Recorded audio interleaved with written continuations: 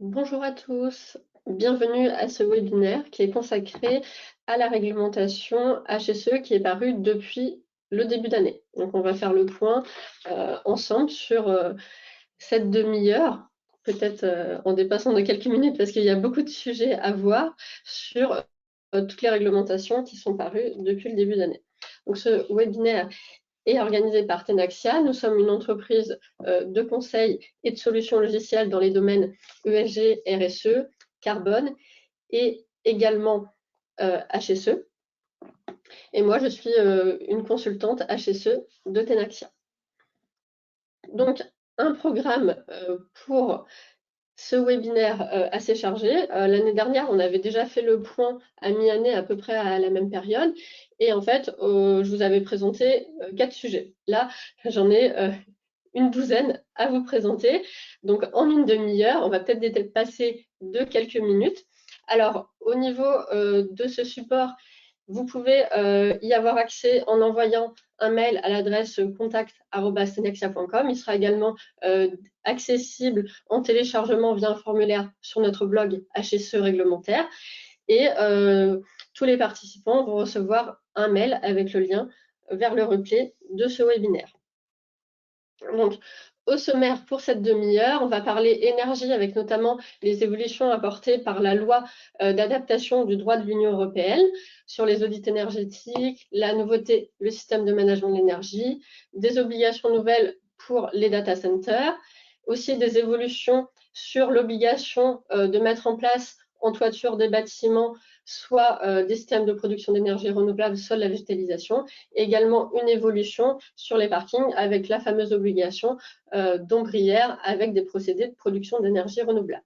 Ensuite, on fera un point sur deux nouvelles taxes et redevances. La première, la redevance PIFAS, et l'autre taxe sur l'acquisition de véhicules légers à faible émission. Sur la partie CPE, je vous présenterai brièvement les arrêtés dits MTD qui sont parus depuis ce début d'année et les précisions apportées sur la note d'interprétation pour le classement au titre de la rubrique 29-25, donc tout ce qui concerne les zones de charge, notamment charge de chariots de batterie, des batteries des chariots et également des bornes de recharge pour véhicules électriques.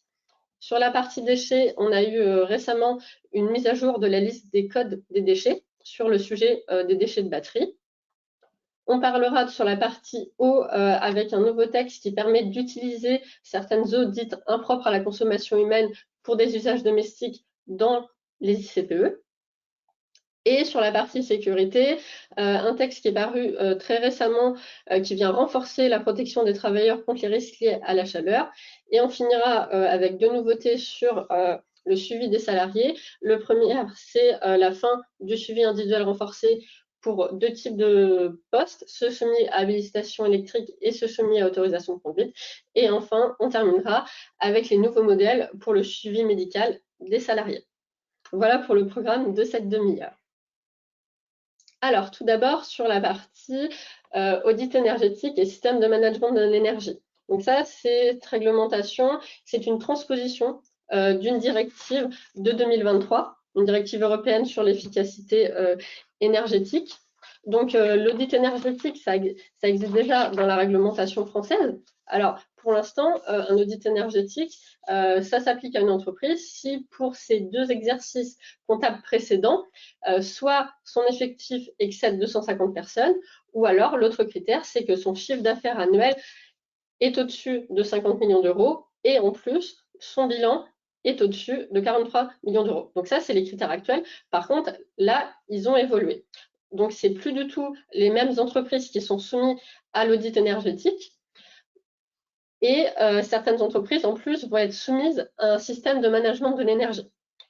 Pour toutes ces personnes assujetties, le critère, c'est maintenant lié à la consommation annuelle moyenne d'énergie finale. Donc, si on prend tout d'abord l'obligation de système de management de l'énergie, ça va concerner les personnes morales inscrites au registre du commerce et des sociétés, ainsi que les personnes morales de droit privé. Donc là, on est plutôt sur normalement la notion d'entreprise, numéro SIREN. Après, attention, sur le sujet que je vous présente ici, on attend encore des décrets d'application pour avoir des précisions. Donc, sont concernées ces personnes-là dès lors que leur consommation annuelle moyenne d'énergie finale est supérieure ou égale à 23,6 gigawattheures. Donc là aussi, on attend des précisions sur qu'est-ce qu'on entend par consommation annuelle moyenne d'énergie finale. Donc, si vous dépassez ce critère, vous devrez mettre en place un système de management de l'énergie type ISO 50001. Donc, il devra être certifié par un organisme de certification accrédité et ce système de management de l'énergie devra être mis en place au plus tard au 11 octobre 2027. Donc, il y a 2 ans et quelques mois pour le mettre en place, donc ça arrive assez vite et il va falloir le prendre en compte le plus rapidement possible pour être dans les délais. Également, pour les personnes assujetties, elles devront transmettre électroniquement des informations par rapport à la mise en œuvre de ce système de management de l'énergie dans les 2 mois suivant sa certification. Ensuite, pour l'audit énergétique. Donc là, avant, on était sur des critères d'effectifs et de chiffre d'affaires et de bilan. Maintenant, là, on passe sur une consommation annuelle moyenne d'énergie finale supérieure ou égale à 2,75 gigawattheures. Alors, à noter que ceux qui mettent en place un système de management de l'énergie sont exemptés de l'audit énergétique. Donc, c'est un audit énergétique par des auditeurs reconnus, compétents. Il devrait avoir lieu tous les 4 ans. Ça peut être un audit énergétique tout seul ou qui fait partie d'un audit environnemental dit plus large. Et en plus de l'audit énergétique, les personnes assujetties devront mettre en place un plan d'action qui devra être publié dans leur rapport annuel. Au niveau des personnes qui sont nouvellement assujetties à l'audit énergétique, le premier audit devrait avoir lieu avant le 11 octobre 2026. Donc, par exemple, sur les critères notamment d'effectifs, on avait beaucoup de PME qui étaient en dessous de ces critères. Là, avec le critère de consommation d'énergie finale, on peut s'attendre à ce que des PME non concernées auparavant deviennent concernées. Alors, il n'y a pas encore eu de précision dans les textes, mais pour ceux qui sont déjà soumis à l'audit énergétique et qui en font déjà tous les 4 ans, on peut s'attendre qu'eux restent sur leur cycle classique des 4 ans. Également, pour les assujettis à cette réglementation, ils devront transmettre par voie électronique des informations relatives à cet audit dans les 2 mois suivant sa réalisation. Alors, à noter que pour ceux qui sont déjà concernés actuellement par l'audit énergétique, ils doivent déjà transmettre des informations sur une plateforme audit énergétique qui est gérée par l'ADEME. Donc, on peut s'attendre à une évolution de cette plateforme pour continuer à transmettre les informations sur l'audit énergétique, mais également les informations demandées par rapport à ceux qui sont assujettis à un système de management de l'énergie. Et enfin, tous ceux qui sont concernés par le système de management de l'énergie et l'audit énergétique devront également déclarer leur consommation annuelle d'énergie finale. Peut-être potentiellement sur la plateforme audit énergétique suite à son évolution. Donc sur cette réglementation, là pour l'instant, on est sur une évolution au niveau législatif de la réglementation et on attend des décrets et des arrêtés d'application qui viendront vraiment préciser les modalités et notamment aussi certains critères d'exemption qui ont été définis dans la directive mais qui n'ont pas encore été définis au niveau français. Notamment, il y a des exemptions sur l'audit énergétique par rapport aux entreprises qui mettent en place un contrat de performance énergétique. Donc, il faut rester vigilant dans les mois qui viennent sur les évolutions et précisions apportées par la réglementation sur ce sujet pour les personnes qui dépasseraient ces seuils. Alors, la même loi d'adaptation du droit de l'Union européenne, toujours dans le cadre de la transposition de la directive efficacité énergétique, est venue imposer des obligations pour les centres de données. Une première obligation de valorisation de la chaleur fatale produite dès lors que leur puissance installée est supérieure ou égale à 1 MW et une obligation de communication de données pour ceux dont la puissance installée est supérieure ou égale à 500 kW. Alors, ça peut être tout type de data center, tout type de serveur, que ce soit les entreprises spécialisées ou également les serveurs qu'on retrouve dans des entreprises, notamment dans les sièges sociaux des entreprises.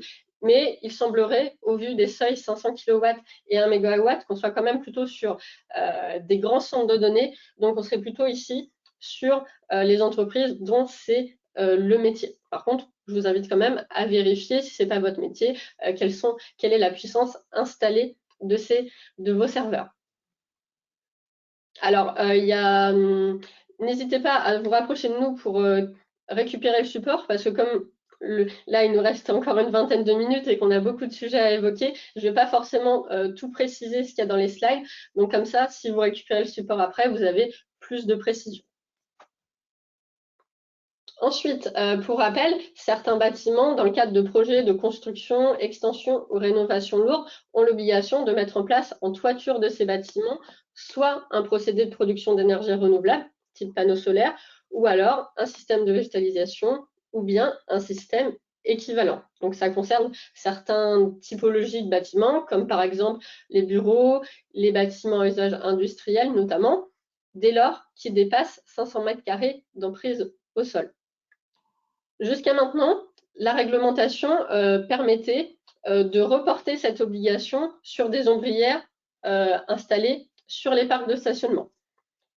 Là, cette possibilité a été supprimée. Donc, il n'y a plus la possibilité de reporter. Donc, dès lors que vous êtes soumis dans le cadre d'un de vos projets de construction, extension ou rénovation à cette obligation en toiture de production d'énergie renouvelable ou végétalisation, vous devez les mettre en toiture.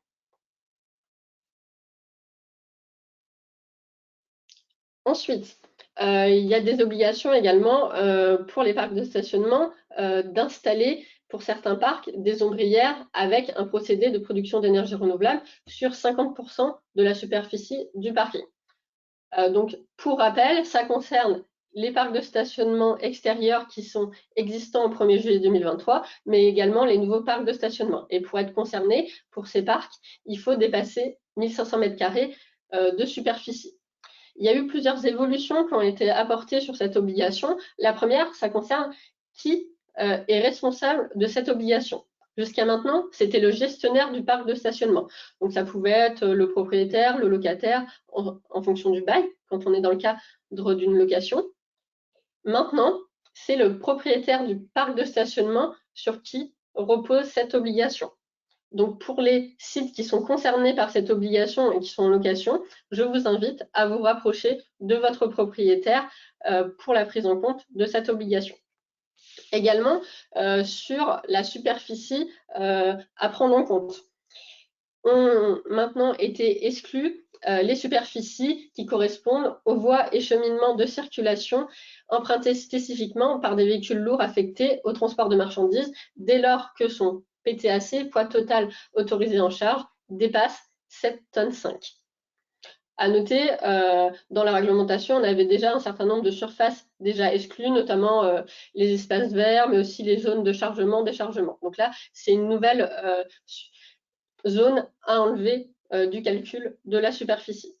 Alors, je vois que j'ai une question sur les parkings antérieurs au 10 mars 2023. Oui, les parkings qui étaient existants au 1er juillet 2023 sont concernés.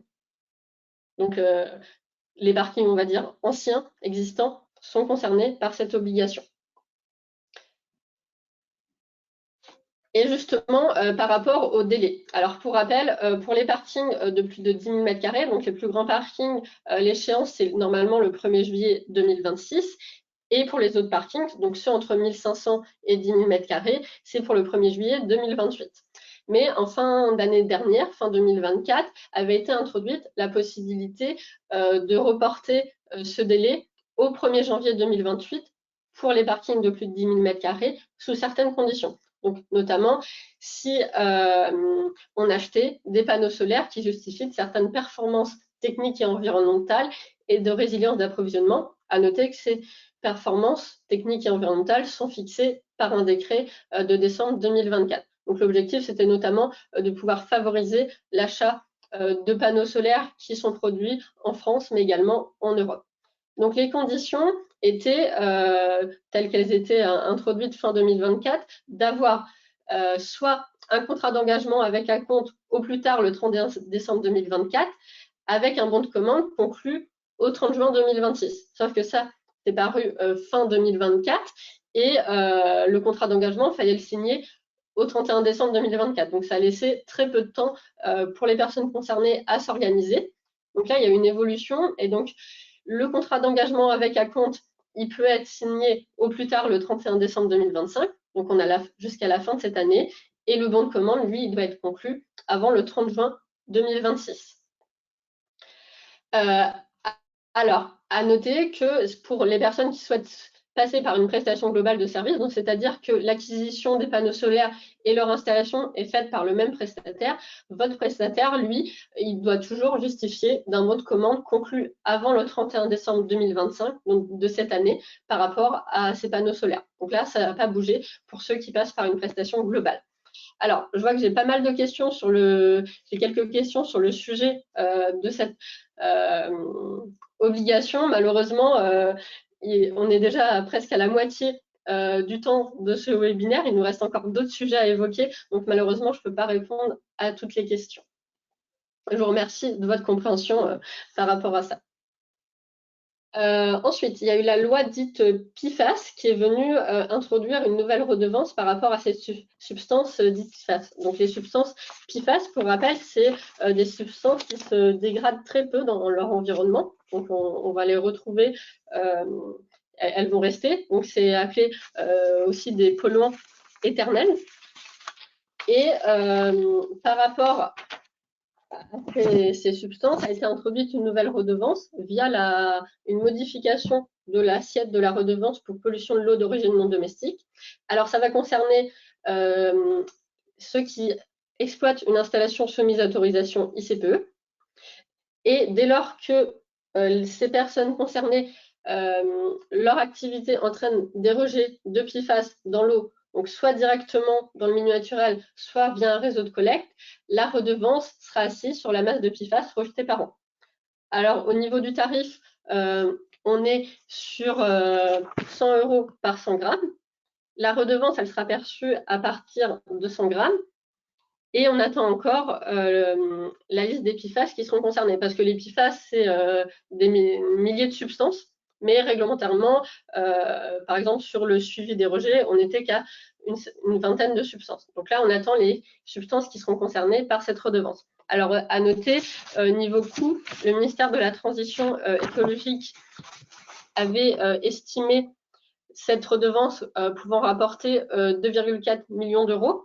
Mais le quotidien Le Monde, suite aux résultats des mesures de rejet des PFAS qui avaient été imposées à certains industriels, a estimé que une des usines les plus émettrices, à elle seule, dépasserait, multiplierait par 25 l'estimation du ministère. Donc à elle seule, elle paierait une redevance 25 fois supérieure à l'estimation initiale du ministère. Donc pour ceux qui vont être concernés, parce que les rejets, on peut retrouver des rejets qui sont à quelques kilos par jour, notamment. Donc sur une année, ça fait beaucoup.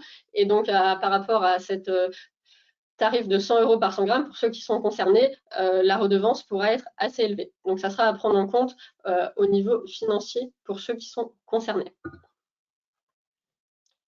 Ensuite, sur les arrêtés d'IMTD. Alors, pour rappel, dans la réglementation européenne, on a la directive IED qui concerne les activités industrielles et agricoles dites les plus polluantes. En France, ça correspond aux ICPE qui sont concernés par des rubriques dites 3000, toutes les rubriques 3000. Ces installations doivent mettre en place ce qu'on appelle des meilleures techniques disponibles. Et donc, dans le droit européen, paraissent régulièrement par secteur des conclusions sur les MTD. MTD pour meilleures techniques disponibles. Et jusqu'à il y a quelques années, quand il y avait ces conclusions sur les MTD qui paraissaient, ensuite, il fallait avoir un arrêté préfectoral. Donc, le préfet, pour chaque site concerné, devait prendre un arrêté préfectoral. Et pour une meilleure application de ces conclusions sur les MTD et une meilleure, pour que ça soit plus facile, la France a décidé de les transposer, entre guillemets, via des arrêtés au niveau national, donc qui sont directement applicables aux personnes concernées. Donc il y a des arrêtés spécifiques, il y a également eu des modifications de l'arrêté du 2 février 1998. Et depuis le début d'année, on a eu 3 arrêtés dits MTD, donc un lié au bref LCP qui va concerner les installations de combustion soumises à la rubrique 3110. Dans le secteur des abattoirs, on a le bref ESA qui a été transposé via un arrêté du 31 mars 2025. Et pour le secteur du textile, qui sont concernés par le bref TXT, donc c'est la rubrique 3620, un arrêté du 9 janvier 2025.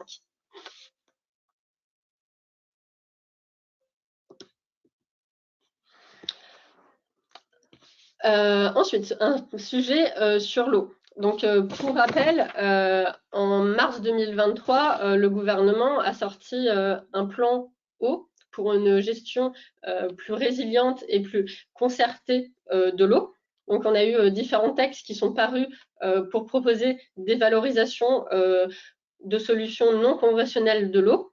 Donc, il y en a eu plusieurs l'année dernière. Et là, en début d'année, il y a eu un texte qui est venu sur le sujet des utilisations d'eau dites impropres à la consommation humaine pour des usages domestiques au sein des installations classées pour la protection de l'environnement. Donc, ces EICH, qu'est-ce que c'est? On va retrouver dedans notamment les eaux brutes naturelles, comme par exemple les eaux de pluie, mais également les eaux de puits. Les eaux grises, donc les eaux qui sont évacuées des lavabos, des baignoires, des douches. On va retrouver aussi les eaux issues des piscines à usage collectif, les eaux d'exor et également d'autres types d'eau, comme par exemple les eaux issues des douches de sécurité et des lave-vailles. Donc, toutes ces eaux vont pouvoir être utilisées au sein des ICPE pour des usages dits domestiques. Donc, ces usages domestiques, ça va être le lavage du linge, le lavage des sols intérieurs, l'évacuation des excréta donc dans les toilettes, l'alimentation des fontaines décoratives non destinées à la consommation humaine, le nettoyage des surfaces extérieures, l'arrosage des espaces verts des bâtiments et également l'arrosage des jardins potagers. Donc là, ce texte-là, on est vraiment sur la partie ICPE. Il faut être dans une ICPE, soit un site à autorisation, soit dans des installations à déclaration ou à enregistrement. Pour ceux qui ne sont pas ICPE ou pour des sites qui seraient uniquement à déclaration et qui auraient par exemple des bâtiments administratifs, il y a déjà une réglementation qui était sortie l'année dernière pour ces usages. Alors, il y a un certain nombre d'usages qui ne relèvent pas de cette réglementation parce que soit ils sont interdits, comme les usages alimentaires par exemple, ou alors parce qu'ils sont gérés par d'autres réglementations, comme celle que je viens de vous citer pour les sites qui ne seraient pas ICPE, ou pour les parties non ICPE, des sites à déclaration notamment. Alors, par rapport à cette réglementation, en fait, dès que vous voulez mettre en place ces usages d'eau, vous avez un arrêté qui vient imposer un certain nombre d'exigences liées à la conception du système, à la qualité des eaux suivant l'usage prévu de l'eau, mais également de l'entretien et de la maintenance du système de ces eaux.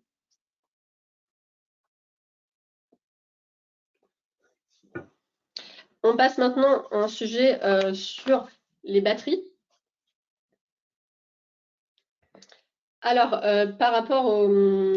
En fait, c'est une liste des déchets, une décision qui indique tous les codes déchets. Donc, les codes déchets que vous allez utiliser, par exemple, quand vous remplissez des bordereaux de déchets.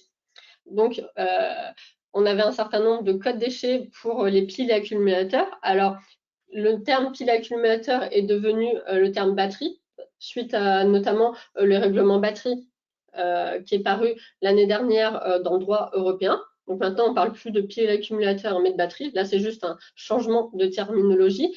Mais également, cette évolution permet de prendre en compte les différentes technologies de batterie, comme par exemple les technologies batterie lithium, batterie nickel, qui n'existaient pas forcément auparavant, et également prendre en compte les spécificités de fabrication et également de recyclage de ces déchets de batterie. Donc, il y a notamment des codes qui ont été rajoutés pour tout ce qui est déchets de fabrication de différents types de batteries. Et aussi, un point important, c'est que pour les déchets de batteries alcalines, donc le 160604, auparavant, il n'avait pas un astérix. Dans la nouvelle liste, il en a un, ce qui fait qu'il devient un déchet dangereux. Donc là, il faut utiliser un bordereau via la plateforme Track Déchets pour ces déchets si jamais vous en avez. Donc ça, cette nouvelle codification des codes déchets sera applicable à partir du 9 novembre 2026. Donc je vous invite, si vous avez des déchets de batterie, à vous rapprocher de votre prestataire pour que ça soit bien pris en compte dans vos bordereaux de déchets, et également vous bien le mettre dans vos registres déchets que vous devez tenir pour chaque expédition de déchets. Alors, autre redevance, autre taxe, tout à l'heure je vous avais parlé de la redevance PFAS. Il y a également eu une nouvelle redevance. Alors, un petit rappel, jusqu'à maintenant, il y avait l'obligation de verdissement de flotte automobile pour certaines entreprises. Donc, c'était les entreprises qui avaient une flotte de au moins 100 véhicules légers, qu'ils soient directement propriétaires ou en location de longue durée. Et en fait, chaque année, il y avait un certain pourcentage de véhicules à faible émission à acquérir dans le cadre du renouvellement de la flotte de ces entreprises. Alors, entreprises au niveau groupe pour celles qui appartiennent à un groupe. Cette obligation dite de verdissement a été supprimée et à la place, elle a été remplacée par une taxe dite incitative à l'acquisition de véhicules légers à faible émission. Alors, comment ça fonctionne? En fait, si vous êtes concerné, plus vous achetez de véhicules légers à faible émission chaque année, plus le montant de la taxe va diminuer. Par contre, moins vous achetez de véhicules légers à faible émission, plus la taxe sera élevée et vous devrez payer plus cher. Alors, dedans, on va retrouver les véhicules classiques, notamment véhicules dits de tourisme, et un certain nombre de véhicules exemptés, notamment par exemple tout ce qui est transport public ou ceux qui sont dans les départements et régions d'outre-mer. Donc, cette taxe, elle existe depuis le 1er mars 2025, mais on attend encore des décrets d'application sur ces modalités pour les entreprises qui sont concernées. Donc, on n'a pas encore tous les textes dessus pour qu'elles soient pleinement applicables.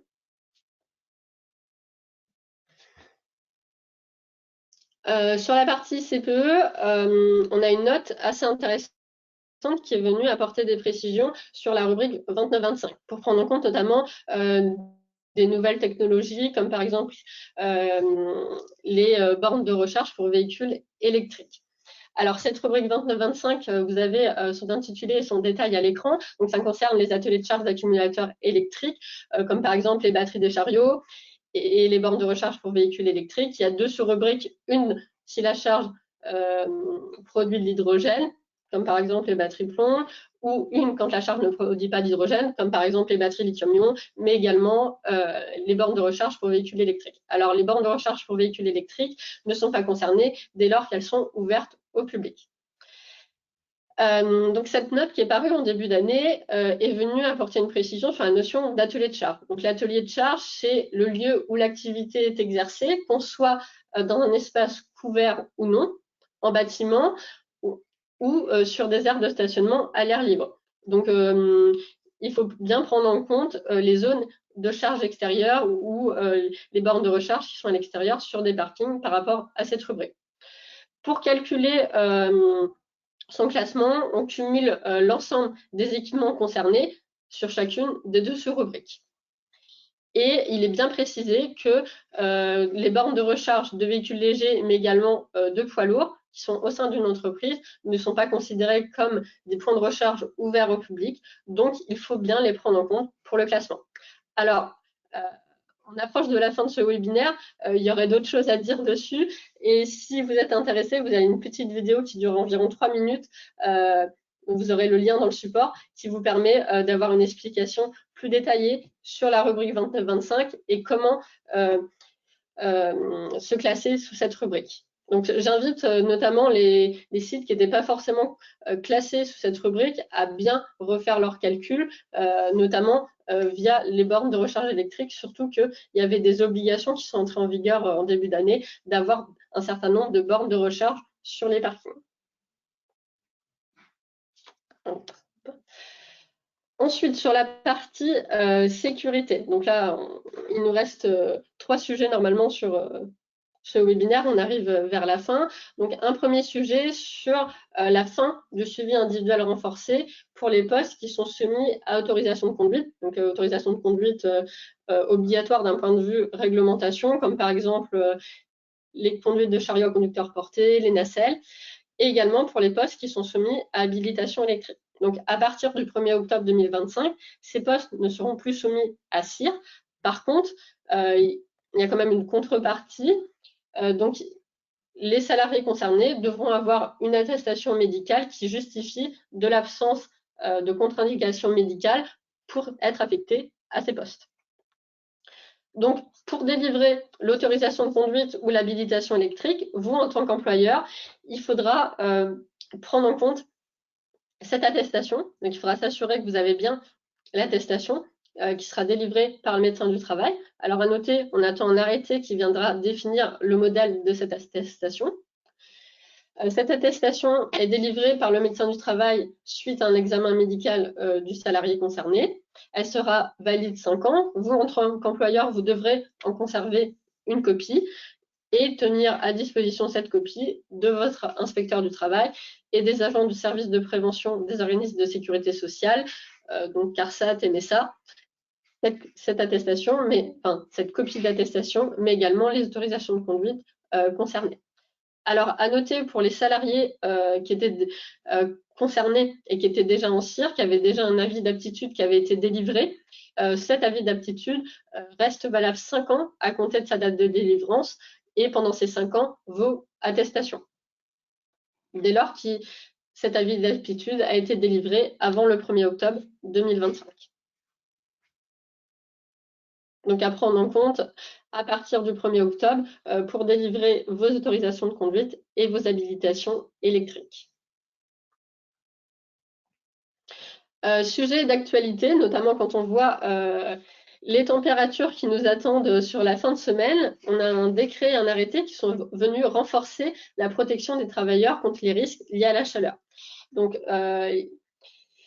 a été repris le dispositif qui existe au niveau national par Météo France, le dispositif de canicule qui est en plusieurs niveaux de vigilance. Donc réglementairement, en épisode de chaleur intense, c'est quand on est soit en vigilance rouge, orange ou jaune.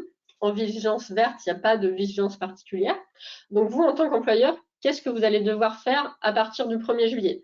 Vous allez devoir évaluer les risques liés à l'exposition des travailleurs à la chaleur en cas d'épisode de chaleur intense. Donc, la prise en compte de ces risques, qu'on travaille en intérieur ou en extérieur. Et ça s'applique dans tout domaine, parce qu'en premier lieu, on peut penser aux domaines type BTP, sur les chantiers, etc. Non, cette réglementation s'applique à tout type d'entreprise, même les entreprises qui ont une activité uniquement de bureau. Il va falloir évaluer les risques pour tout le monde par rapport à la chaleur pour vos salariés. Une fois que vous avez évalué ces risques, il faut le consigner dans votre document unique. Si jamais vous avez conclu un risque non faible, c'est-à-dire qu'il y a un risque d'atteinte à la santé ou la sécurité des personnes, il va falloir mettre en place des mesures de prévention des risques. Donc ces mesures vont pouvoir s'appuyer sur un certain nombre de points, par exemple en jouant sur les procédés de travail ou l'aménagement des postes, en organisant différemment les horaires. Par exemple, ça peut être travailler tôt le matin, là où il fait plus frais, ou plus tard le soir, en évitant les zones de pic, notamment 11h, 16h, là où il fait le plus chaud. Utiliser des équipements de travail adaptés et des EPI aussi adaptés, différents moyens techniques, et informer les travailleurs et les former sur les mesures à mettre en œuvre en cas de forte chaleur. Et adapter bien sûr ces mesures en cas d'intensification de la chaleur, et si jamais il y a des travailleurs vulnérables. Autre mesure à mettre en place, il va falloir définir des modalités de signalement de situation d'urgence. Donc, par exemple, pour pouvoir détecter si quelqu'un ne se sent pas bien ou s'il va faire un malaise. Et quelles sont les mesures de secours mises en place par rapport à ces événements. Et il faudra informer vos salariés par rapport à ces modalités de signalement et les communiquer à votre service de prévention et de santé au travail. Également, par rapport à cette réglementation, désormais, dans le choix de vos équipements de protection individuelle, il faut tenir compte des conditions climatiques. surtout que désormais, sur le marché, les fabricants d'EPI proposent des EPI qui peuvent être adaptés à ces conditions climatiques, notamment grâce à des matières, on va dire, plus respirantes. Et enfin, il est bien écrit qu'il faut mettre à disposition des travailleurs de l'eau potable fraîche, en cas d'épisode de chaleur intense. Et pour ceux qui sont en extérieur, pouvoir s'assurer d'avoir de l'eau fraîche qui reste fraîche. Ça sera également à prendre en compte aussi si vous avez des travaux ou des chantiers, ou si vous êtes vous-même une entreprise de travaux et de chantiers. Donc ça sera à prendre en compte via le plan de prévention, ou pour les chantiers qui sont soumis à plan général de coordination ou à PPSPS, donc plan particulier de sécurité et de protection de la santé. Et il y a également des mesures à prendre en compte pour les travailleurs indépendants et les employeurs qui sont tout seuls. Donc ça entre en vigueur au 1er juillet, donc je vous invite à le prendre en compte dès maintenant pour la réalisation de votre évaluation des risques. Et enfin, pour terminer, dernier sujet, on a des nouveaux modèles du suivi médical des salariés. Donc, il y avait déjà eu des modèles qui étaient sortis l'année dernière, mais ils avaient tout de suite été supprimés parce qu'il n'y avait pas assez de temps pour les éditeurs de logiciels pour les prendre en compte. Donc, il y a eu un nouveau délai. Donc, ces modèles sont parus en début d'année, et il y a un certain délai pour les entreprises, notamment de logiciels, pour qu'ils puissent les prendre en compte. Donc ces modèles ont été modifiés pour le régime général, puis ensuite pour le régime agricole, et l'objectif, c'est de prendre en compte les évolutions apportées par la loi du 2 août 2021, la loi dite santé, qui avait pour objectif de renforcer la prévention en santé au travail. Donc, dans ces nouveautés, il va y avoir dans ces modèles l'intégration des visites qui avaient été introduites par cette fameuse loi santé au travail, les visites post-exposition, post-professionnelle et la visite de mi-carrière à 45 ans. Également la prise en compte du suivi par les infirmiers de santé au travail, des médecins praticiens correspondants et des médecins collaborateurs. Et enfin, ces modèles permettent de préciser les mesures individuelles d'aménagement, d'adaptation ou transformation, ou une mesure d'aménagement du temps de travail par le médecin qui réalise la visite. Voilà, donc j'étais un peu vite sur la fin parce qu'on a dépassé de quelques minutes.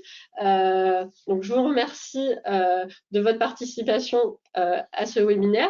Alors, par rapport à ce support, vous pouvez le télécharger en nous contactant à l'adresse contact@stenaxia.com. Et vous allez recevoir ensuite un mail pour avoir accès au replay. Et également, vous pourrez y accéder via notre blog HDSE réglementaire.